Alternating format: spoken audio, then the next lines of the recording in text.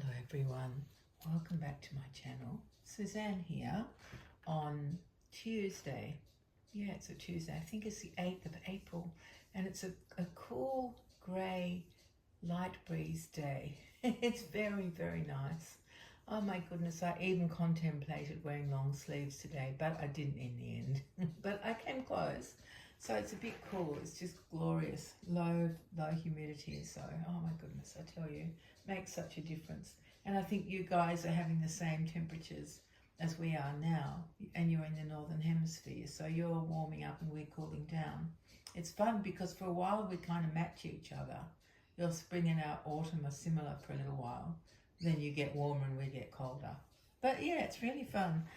So welcome to my channel everyone. I hope that your weather is making you happy and doing nice things for you. You know, beautiful blue skies and budding trees and leaves appearing and all those lovely things of spring that we don't really get here. We have a lot of evergreens, of course, you know, because our temperatures aren't so extreme. In fact, the Indigenous people of Australia don't just have 4 seasons. That's a very Northern Hemisphere thing to have 4 seasons. I can't remember if they have 6, which makes a lot more sense, and they're more, yeah, they're different to these 4 seasons that we still follow, because we do have, you know, so many evergreen trees here, not as many deciduous. Same with the plants. I mean, yeah, the grass kind of dies down in winter. You don't have to mow it as often. So there are definite changes in autumn. But yeah, it's a very green kind of country. Oh, except, you know, in the desert. Oh, let's not forget about the desert. But around the edges, it's very green to different degrees, different types of green. It's a very big country, Australia. But anyway, this is my little tiny corner of it. My little tiny piece of Australia that I'm coming to you from. And it's lovely to be with you. I really love this. It's amazing. Having friends from all over the place. I do love that. And yeah, so thank you very, very much for your lovely comments on my last video. That was so sweet. So lovely. So thank you very much for those. Today there's no particular reason for me making a video, except I wanted to say hello and I was in a boy mood. So I got my beautiful Jonty, who's twin A by Bonnie Brown, and decided to dress him. And oh, I had so much fun hunting through outfits and trying to choose what to put on him. Because most of the things I have for him, I have the girl equivalent for my little Pippa. But this is the boy version of this outfit. I don't know if you can see. I'm trying to show you. There we go. Can you see that blue bee there? I think you can just, except that fold is getting in the way. Let me see if I can, see if I can show you. There we go. It's the blue bee. This little outfit is by Babadoo. Absolutely gorgeous. It's in that kind of fabric that I love, and maybe you guys do too. It's that waffle. This is a fine waffle weave fabric. And it's a little white shirt, the button, well, it's got poppers up the back and a black speck there. And then it's got this lovely broderie anglaise lace collar. So I think that's quite acceptable for a little dude like my Jonty. And then look at the little bloomers. How cute are they? Can you see that? It's got lovely rick-rack down the sides, buttons on either side. So cute. And then a piece of lace across the top before the elastic at the, oh yes, there's not elastic at this front bit, there's more ric-rac, but round the back there's less elastic. So that's his outfit. And his twin sister has got a very similar one. It's got a pink bee on it. Maybe I'll show you next time. I'll dress her up. That would be good, wouldn't it? So that's what he's wearing, and I added his little tiny blue booties, hand-knitted booties. I bought these from a lady who, oh, she was such an interesting lady. She used to sell at our doll fair. She hasn't for a year or 2 now. But what she loved maths. Oh, you guys call it math. She loved maths. She loved creating patterns because she loved the numbers behind the patterns. Isn't that so interesting? And so she could design any size pattern for anything that she wanted to make. and she did it all with numbers. Oh my goodness, so interesting. Anyway, she had the most beautiful stall. Oh my goodness, it was hard to stop myself, but I did buy these tiny blue booties, which they fit Jonty perfectly, so you can imagine how little they are. But they're just gorgeous, and I've got a pink pair, and I think I've got a white pair, tiny weenie. And actually the bonnet that you can see here, which is a bonnet I love. I have 2 of them. They are by Babadoo, but they didn't come with this outfit. It's completely separate, and they have this lovely waffle weave as well. I think that's waffle weave, or it's more like pointelle, isn't it? That's interesting. But I kind of put them together. I think they look lovely together. And he's lying on a lovely baby wrap, which has got little sheep, or actually they're lambs, aren't they, all over it. Hopefully you can see some. You can't see many, can you? So there's, can you see that? Can you see where my finger is? No, you can't see where my finger is. Can you see where my finger is there? No, you can't see where my finger is. Can you see where my finger is there? Only just, not really.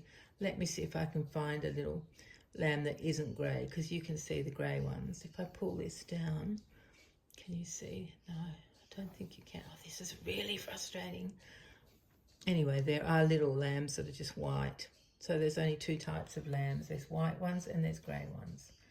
And they both have pink ears, and they're so, so, so, so cute. So I had to get up my vintage Steiff lamb to go with Jonty to match his blanket. I have the pink version of this little lamb. Let me show you. They're very, very sweet. There he is. He's got like sort of green eyes, like, can you see that? Kind of like a goat's eyes, with that funny dark pupil that isn't circular. And then he's got his little ears and his ear tag, and here's his original blue ribbon, which is a bit worse for wear, but he's quite old. His bell still works. There we go. He's lovely, isn't he? And he's got some yellow airbrushing on little bits of him. Now, whether or not all of him used to be yellow, I don't know. It's possible, isn't it? Perhaps all of him used to be yellow instead of this cream colour, but I don't care. I love vintage things. And so that's his little lamb who's with him today. Yeah, so what can I tell you about? I can tell you that I went to a dog club general meeting on Saturday. It was really fun. We had lots of things happening. In April, we always have a thing called Bring and Buy, where people just bring things that they want to donate to the club, and then the rest of us buy them. So, you know, you always end up taking more home than what you were left home with. But, yeah, we raised a lot of money. It was great. Well, nearly $300 we raised, which is amazing. And we're going to use that to pay for what we're having at the May meeting, so the next meeting, which is our high tea meeting. And so we've got a caterer, the same caterer we use for the Christmas party. We're using her for the high tea, and she brought a sample of everything that she will be providing. Oh my goodness. And it was just for the committee. So we got to sample so many yummy things, little things. Oh my goodness, so many. It was amazing. So that's what's going to be happening in the May meeting, and we had the Bring and Buy. We also had a really interesting presentation by 2 of our members about stringing dolls. They brought all different sizes of that elastic, which is called stringing. You use a finer grade elastic for a doll that isn't heavy, or a doll that's small, and then you use a thicker elastic for a bigger, heavier doll. Just depends on what you're stringing, on who you're stringing, let's put it that way. So they were doing that. One of them was doing the stringing, and the other one was telling us what was happening. So it was really interesting. Lots of people wanted to know how to do it. So that was great. And what else did we have? There was lots of things happening at once. I can't remember all of them. I did a little chat about the first doll I ever bought. I wonder if you'd like to hear that story. And it may not be the first doll I actually bought. I could have bought a little tiny something from a toy shop, that didn't cost much and didn't take any sort of forward planning. But the first doll that I actually bought, I was 12 years old, and I went into the city with my friend Elizabeth, whose nickname was Biddy, so we used to call her Biddy. and we saved up all our money because we wanted a Cindy doll. Now, they were released by Pedigree in 1965, and I was 12 in 1965, and that's when we also was Biddy, and we both went into the city. Now, this is back a long time ago in Perth, which is where I grew up, Perth, Western Australia. And there was a beautiful, or still is, an open arcade in the city called London Court, with one of those clocks that have the figures that go around on the hour and maybe even on the half hour and do chiming depending on what the time is.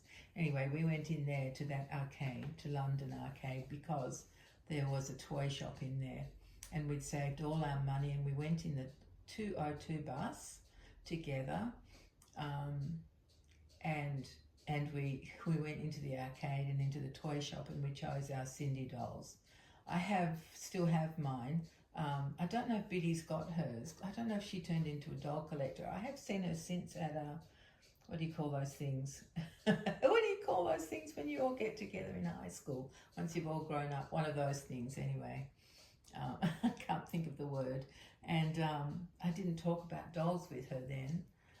So we do stay in touch, you know, off and on, but dolls are not really the hot topic of conversation. Anyway, so I bought one with dark hair because I had dark hair. Now, at the time, Biddy was quite blonde then, and I don't remember what doll she bought, which Cindy she chose, because they came in several hair colours. I think I've got 5 of the different hair colours. I've got the black, which is what I chose. It's like I don't know if it's pure black, but it's very dark brown. Then there's a lighter brown. Then there's a sort of a whitish blonde. You know that platinum, they call it platinum, and then there's a normal blonde. And what else is there? A kind of a red-headed one, I think, a reddish brown colour. Anyway, so I'm not sure what colour she chose, but you know, the shop lady was so nice to us because she could see we were counting out our pounds, shillings and pence, because that's what it still was in those days. That was just the year before we changed to decimal currency and went to dollars and cents. Anyway, she asked us if we had enough money to catch the bus home, and we did. We were both careful. So I told that story. Now I've told it to you guys, but I don't have my Cindy doll with me right now. I think I've shown her on this channel before. Anyway, so I had a chat about that, which was fun. And that was fun. And then the girl who was going to do a talk at the June meeting on black dolls, because she collects black dolls, decided she didn't want to do it. She's been humming and hawing over the last couple of years whether to do it or not.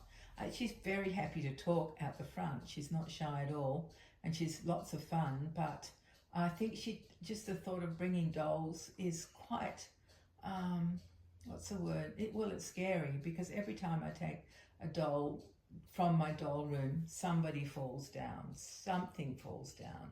You know, I lose a shoe, or somebody, they haven't broken, touch wood. Oh my goodness, let me just knock on a bit of wood. There we go. So far, it hasn't been too disastrous, but you know, whenever you move your special things from your special collection, it's always fraught with danger. Well, it is for a lot of us, I think, because every time I talk about it at the Doll Club, everybody nods their head. They know exactly what I'm saying. Anyway, she decided she didn't want to do the June talk at the June meeting, so because I'm always happy to help, and of course I like to talk, as you guys very well know. I said, yep, I can do that instead of her. So I'm going to talk about my collection, how it developed, you know, how it grew, how it went from one thing to the next, and how learning about one type of doll, for example, when I started to fall in. First of all, I fell in love with hard plastic dolls, because that was the era when I grew up. But then I discovered beautiful composition dolls, which I absolutely love. And it's sort of driven by my love of molded hair dolls. I think that's probably one of the first dolls I had that I didn't end up keeping. My mother must have whisked it away in the night once. But that's why I'm attracted to molded hair dolls. I think that's why. And so then I learned about composition, and I fell in love with F&B dolls. Oh, God, a wonderful F&B collection, amazing. And then, of course, that led to learning about Dewey's Cochrane. So I have a few Dewey's Cochrane dolls, but they're pretty well, she was a single like not a big manufacturer. She was a solo manufacturer. She did it by herself. And she ended up producing dolls that looked like, what were they called? They looked like real children. And she produced dolls that looked like the president's child or children. Amazing, amazing dolls. And their outfits were always made of natural fibres, so wool, wool and cotton. Oh, beautiful. And leather shoes. Oh my goodness. So yeah, they're very special, those dolls, and I fell in love with them because she actually produced a couple of molds for F&B, and so that's how I got onto Dewey's Cochrane. And I just the way that things develop as you learn more, and it's all thanks to the internet, because before there was the internet, we could only buy dolls that were actually in Australia. We didn't know what there was in America, and we relied on the big doll dealers to travel to America and England and bring things back so that we could buy them. But then, of course, once the internet opened up and eBay sprung into existence, that changed everything. And for a while, it was really possible to buy things from overseas. Now it's just, the postage is just ridiculous. It's prohibitive now. It used to be possible to buy things. I used to buy lots of things from overseas, but not anymore. Oh, well, not that I need any more in my collection. So that's what I'm going to talk about, stuff like that. And hopefully I don't put too many people to sleep. I mean, I really enjoy sharing this kind of thing because I love to hear what other people have to say. I love sharing this stuff because other people, collect different things and got hooked by different things than me. Of course, we all collect differently, don't we? But we all love dolls. So I have to tell you, I've just a few days ago bought myself a new doll, and it's from Rachel Hoffman of Virtual Doll Convention. Some of you may know her, and it's a Robert Tonner doll because, Rachel is hooked up with Robert Tonner, and they've been producing Elowen dolls, which is a light skin doll, and her friend Nima, who is a dark skin doll. And the releases that just happened on, it was Saturday morning, Denver time, but it was 3 o'clock in the morning, Sydney time, that they got released. And they are both dolls that have inset eyes. And I was very keen to have a Nima. I've got an Elowen, but I was very, very keen to get Nima. I've been wanting and waiting for ages, like 2 years maybe, for an Elowen for a Nima, that was a wigged Nima, because I've got a few wigs and I just didn't want rooted hair. I wanted to be able to, chop and change, because that's half the fun of having a new doll. You can do a lot with a new doll that you can't do with my antiques or vintage dolls, because most of them are in original factory outfits, and so there's no way I'm changing them. So a new doll you can really, enjoy and change. And so I set my alarm for 3:05 so I could get my Nima doll, and I did get her. She's still not sold out. If any of you guys want to have a look, just put in Virtual Doll Convention and it will come up. But yeah, I think by 3:06, which is when I was doing my transaction, all the Elowens were gone.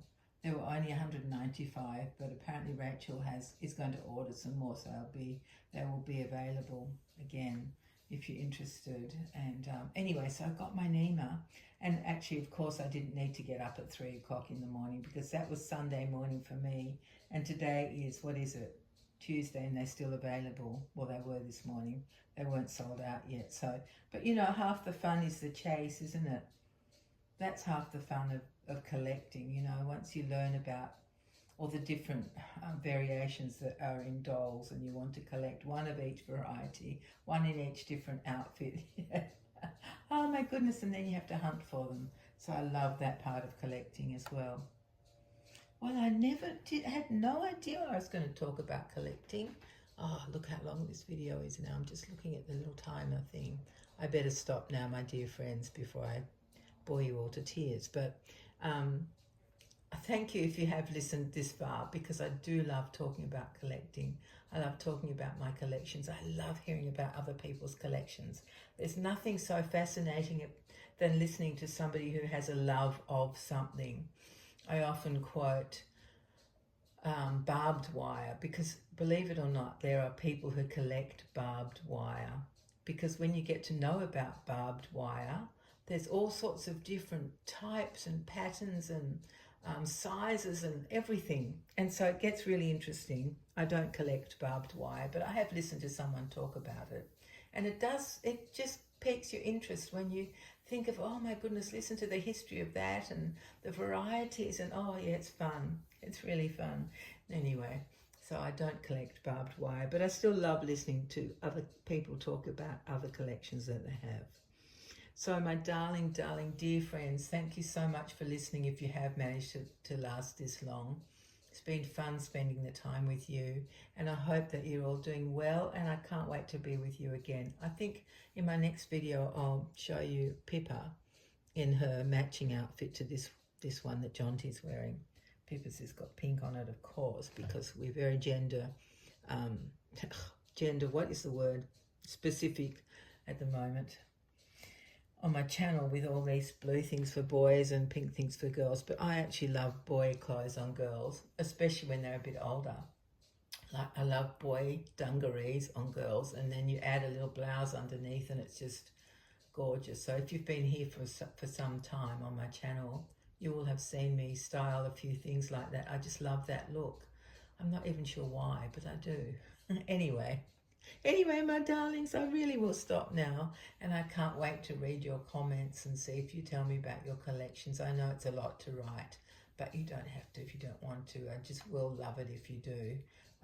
And yeah, please take care, and hopefully we'll be together again very, very soon. Take care, everyone. Bye-bye.